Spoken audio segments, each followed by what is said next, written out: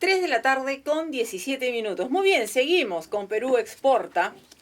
En estos momentos ya se encuentra en estudios nuestro siguiente invitado, el economista Juan Mendoza, director de la Maestría de Economía de la Universidad del Pacífico. Con Juan podríamos hablar todo el programa y muchísimo más, porque hay muchos temas para hablar sobre economía en nuestro país, economía en el mundo, la economía norteamericana, en fin. Pero hemos escogido un tema que es recurrente en los últimos días y es un tema de actualidad, no solo para los que están involucrados en las asociaciones privadas de fondo de pensiones, sino para todo el sector que quiere tener información actualizada de lo que está pasando.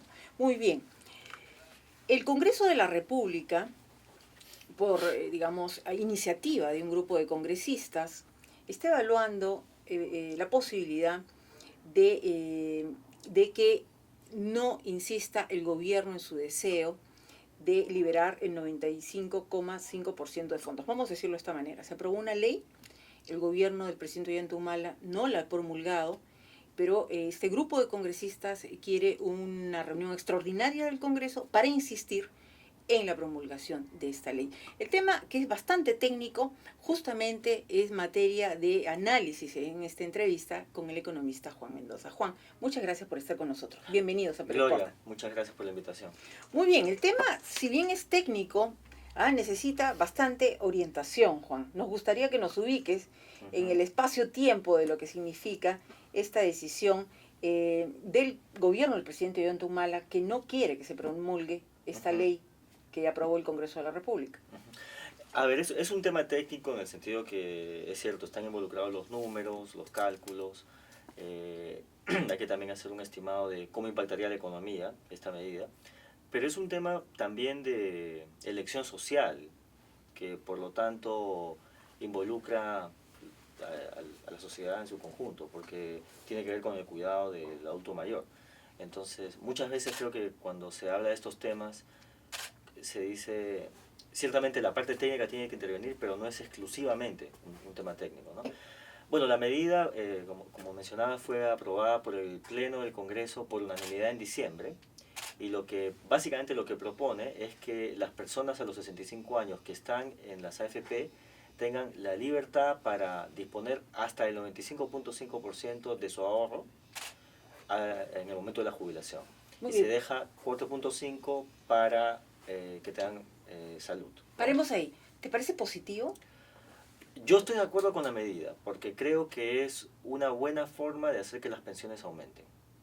Porque una de las cosas que pasa después A ver, básicamente nosotros tenemos un sistema previsional en que para la gran mayoría de las personas no hay pensión. De hecho, de cada 4 personas que tienen más de 65 años, solamente una recibe pensión, ya sea de la ONP o de las AFP. O sea, es un sistema muy exclusivo, ¿no? O más bien excluyente, esa sería la palabra apropiada. Y hay varias razones por las cuales el sistema es excluyente. Por ejemplo, la informalidad laboral, que muchas personas no están en planilla, pero uno de los elementos es que no es un sistema competitivo. ¿Qué significa competitivo? Que el precio que se ofrece y las condiciones que se ofrecen por los productos, básicamente las jubilaciones, no son los mejores para las personas, para los jubilados. Y esa falta de competitividad se traduce en comisiones que son muy altas en comparación al estándar internacional. En todos los países que tienen AFPs, de todos los países que tienen AFPs, el Perú es el segundo país que tiene las comisiones más altas. El primero es República Dominicana. Todos los otros países que tienen sistema de AFP tienen comisiones más bajas. Y por supuesto hay que recordar que un sistema de AFP, como tenemos acá, no es un sistema que tengan países desarrollados, es un sistema más bien de países en que el Estado es incapaz de dar pensiones y por lo tanto se utiliza el sector privado para que mejoren las pensiones. Entonces, me parece que como no hay competencia y ha habido muchos esfuerzos por parte de los reguladores, por TLSS, para que haya más competencia, para que bajen las comisiones, y eso ha dado muy poco resultado, creo que esta libertad que tendrían ahora los jubilados de poder, libertad pero no obligatoriedad, de poder retirar su ahorro. Claro, va a ser opcional. Va a ser opcional. Yo estaría en contra de la medida si la medida dijera no va a haber pensión porque vas a tener que retirar tu dinero, porque eso me parece que sí sería el final de las pensiones. creo que lo que esto va a hacer es le darle incentivo a las compañías de seguros, que básicamente que son las que estarían afectadas por esta medida, para que se pongan las pilas y ofrezcan mejores condiciones a los jubilados. Y yo confío en que las familias, y una persona a los 65 años, después de una vida de experiencia, yo confío en que siempre va a tomar la mejor elección. O sea, por ejemplo, si alguien dice, viene y le dice, mira, tienes una pensión que es 1.000 soles, y el otro viene y le dice, no, tienes una pensión que es 1.200, va a tomar la de 1.200.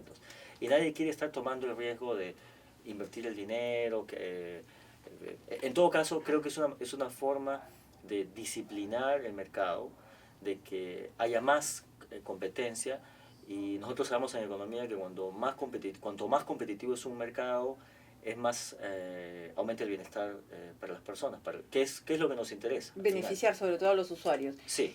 ¿Qué pasaría en la eventualidad que tome fuerza esta iniciativa de un grupo de congresistas, logren convocar al Congreso en una sesión extraordinaria e insistan en la promulgación de la ley? Claro, bueno, en realidad la parte política es un poco incierta, porque me imagino que va a depender ahora de la dinámica de las encuestas, que la encuesta que acaba de salir, que es sorpresiva esta mañana. Eso es un factor muy importante, el tema político a raíz de la campaña electoral. Hay que recordar que el presidente del Congreso está vinculado a uno de los candidatos que ha subido mucho en las encuestas.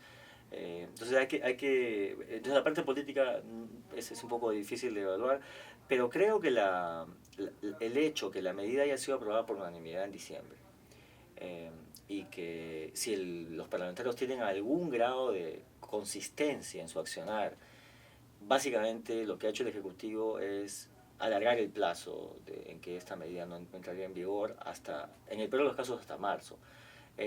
Quizás sea difícil que se convoque esa legislatura extraordinaria, porque la medida fue aprobada por 67 o 68 votos y tendrían que tener un número similar, un poco más alto para convocar esta legislatura. Entonces quizás no se convoque, pero en marzo seguramente la medida va a ser aprobada. Ahora, los argumentos en contra, hay un argumento legalista que habla más bien de la constitucionalidad de la medida, ¿no? Lo ha dicho incluso Luis Valdivieso, que es el presidente. Claro, Luis Valdivieso es el presidente de las asociaciones de fondos de pensiones, de las AFP, y bueno, yo no soy abogado, pero me parece que hay un principio básico que es la libertad de las personas a disponer de su dinero, ¿no? Como mejor les parezca. O sea, hay que recordar que este ahorro provisional no es de las compañías de seguros, de las AFP, ni del Parlamento, ni del presidente, es de las personas. Entonces estamos hablando, es como que estuviéramos legislando sobre la propiedad de alguien. Y sí. Un punto me parece interesante para marcar la diferencia, Juan, para que nos ayudes a entender. Sí. Ha dicho ahorro previsional. ¿Qué diferencia existe con el ahorro normal cuando uno abre una cuenta bancaria o una cuenta de ahorros en el banco? Bueno, la disponibilidad, básicamente. Es parte del ahorro. La diferencia con el ahorro provisional, con el resto del ahorro, es que uno no puede disponer de ese ahorro sino hasta la jubilación. Y eso no ha cambiado absolutamente en nada, porque igual la gente va a tener que seguir aportando el 13% todos los meses, lo que está en planilla. No se van a poder disponer de esos. Bueno, va a haber una disposición parcial para adquisición de vivienda, pero no van a poder disponer de ese dinero antes de los 65 años. Y entonces, pues yo puedo, por ejemplo, ahorrar efectivamente en una cuenta de ahorros, puedo poner mi plata en una cuenta en un fondo mutuo. Otra forma de ahorro muy importante en nuestro país es la construcción que hacen las familias en su propia vivienda, especialmente en los sectores. La autoconstrucción. Hemos visto cómo la ciudad de Lima se ha expandido enormemente. Y ese es un esfuerzo que no hay que menospreciar, porque es la manera en que las personas van acumulando un capital físico que al final es muy importante después de los 65, porque una de las preocupaciones fundamentales cuando uno es mayor es dónde va a vivir, ¿no? Entonces hay diferentes formas de ahorro, pero el ahorro provisional no se toca hasta los 65 años. Y me parece que yo no entiendo muy bien por qué a las AFP les parece mal la medida, digamos en términos técnicos, porque más bien yo creo que les favorece el que la gente tenga la libertad de disponer de su fondo. ¿Por qué? Imaginemos que hay una persona, por ejemplo, que recibe honorarios, ¿no? Y que dice, mira, yo recibo honorarios y me tienen una oferta para que esté en planilla o para que trabaje por honorarios. Y decide. ahora va a tener más incentivo a meterse a planilla, porque sabe que si no le ofrecen una pensión adecuada, se va a poder llevar su plata a los 65 años. Creo que el fondo de la oposición a la medida por parte de las AFP tiene que ver con que los accionistas de las AFP son los mismos que los accionistas de las compañías de seguros, que es más bien un argumento más político, ¿no? Creo que eso explica, pero me parece muy importante que personas como Luis Valdivieso, que representan a las AFP, digan, me parece mal esto. Yo también lo diría, evidentemente nadie quiere perder su negocio, ¿no? Pero me parece que en una economía de mercado lo mejor es la libertad y la competencia. O sea, si hubiera una norma que dijera que a las 3 de la tarde, todos los jueves, tenemos que sintonizarte. Tu programa es Yo estaría feliz. Por supuesto. Pero no puede ser obligatorio, por supuesto. Y yo estaría encantado pero creo que es mejor dar libertad, eso da buenos incentivos. Pero también creo que es importante que cuando las personas opinan sobre este tema, sobre todo un tema tan controversial, hay muchos colegas que hablan a favor o en contra, porque hay opiniones a favor y en contra, pero en algunos casos, y lo voy a dejar así para que le caiga el guante a quien le calce el guante a quien le calce, que muchas veces tienen conflicto de interés porque sus ingresos dependen ya sea de compañías de seguros o de AFPs, porque están en un directorio, porque hacen consultorías. Opinión interesada. Claro, pero eso me parece que es otra forma de mejorar la institucionalidad en nuestro país. No es solamente una cosa, que las instituciones no son cosas abstractas, se construyen a través del comportamiento de todos nosotros. De las personas, entonces, y la opinión puede ser la correcta, pero hay que decir, yo tengo un conflicto de interés. Y no solamente en este tema, pero en este tema es muy común. Y me parece muy bueno que lo menciones, porque eso sucede también con colegas periodistas.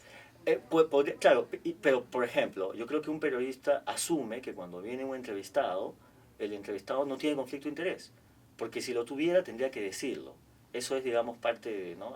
Creo que esa es una institucionalidad que hay que, esa transparencia es algo a lo cual tenemos que acostumbrarnos, porque si no, muchas personas que quieren información, por ejemplo, alguien dice, oye, yo me quiero enterar qué está pasando, y escucha una opinión, pero si la opinión es interesada, no es una opinión que ayude a entender ni le ayuda a tomar una decisión acertada a favor de sus intereses personales del oyente. ¿No? Juan, esto me lleva a preguntarte lo siguiente. En nuestro país estamos muy atrasados con respecto a fomentar, a consolidar una cultura previsional, ¿no? Con respecto, por ejemplo, a Europa, países como España. ¿Qué podríamos hacer para ello? Yo pienso que, a ver... En resumen, pensar, sí, ahorrar para la vejez. Sí, yo creo que las personas y las familias se preocupan mucho por su futuro y tenemos constatación de eso, por ejemplo, en el enorme esfuerzo que hacen las familias por educarse.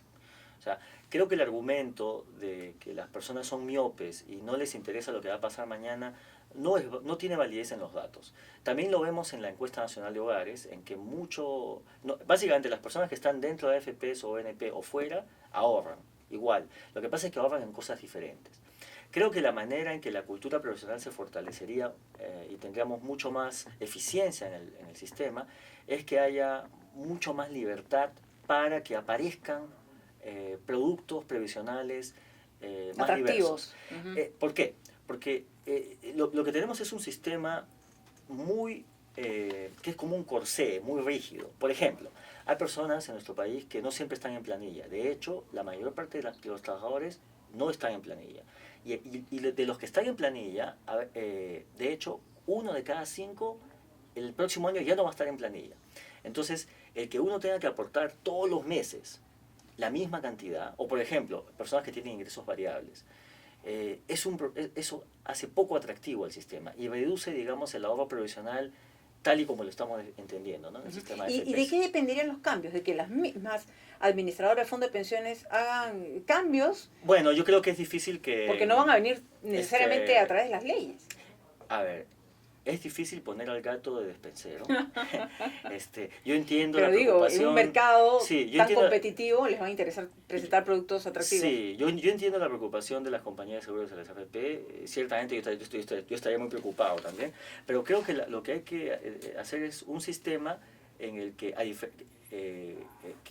reconozca que a diferencia de Chile o de Europa, en el Perú el grueso de los trabajadores no están en planilla. Eso es punto uno.